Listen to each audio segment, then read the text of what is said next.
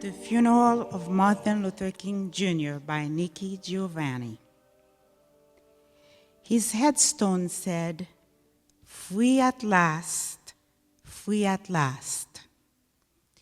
But death is a slave's freedom. We seek the freedom of free men in construction of a world where Martin Luther King could have lived and preached nonviolence.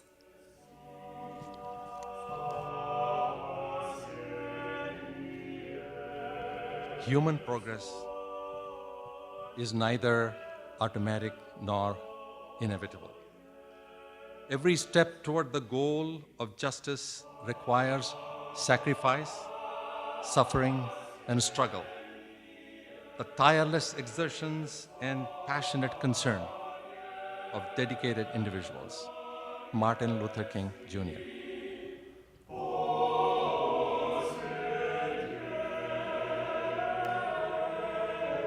Within a system which denies the existence of basic human rights, fear tends to be the order of the day.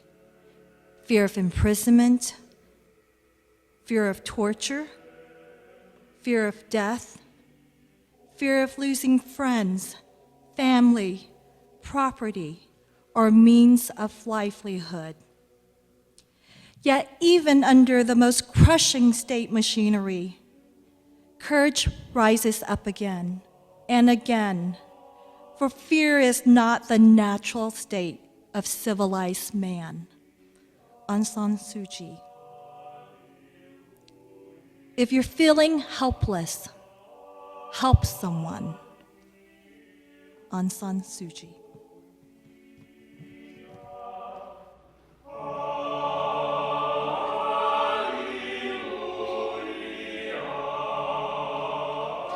The truth will set you free, but first it will piss you off. Gloria Steinem. So when you spot violence or bigotry or tolerance or fear or just garden variety misogyny, hatred or ignorance, just look it in the eye and think. The good outnumber you, and we always will. Patton Oswalt. I have met brave women who are exploring the outer edge of human possibility with no history to guide them and with a courage to make themselves vulnerable that I find moving beyond words. Gloria Steinem.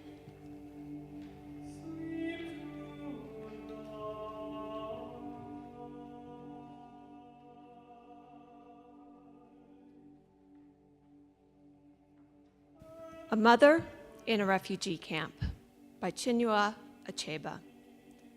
No Madonna and child could touch her tenderness for a son that she would soon have to forget. The air was heavy with odors of diarrhea, of unwashed children with washed out ribs and dried up bottoms, waddling in labored steps behind blown empty bellies. Other mothers there had long ceased to care, but not this one. She held a ghost smile between her teeth, and in her eyes, the memory of a mother's pride. She had bathed him and rubbed him down with bare palms. She took from their bundle of possessions a broken comb and combed the rust-colored hair left on his skull. And then, humming in her eyes, began carefully to part it. In their former life, this was perhaps a little daily act of no consequence before his breakfast and school. Now, she did it like putting flowers on a tiny grave.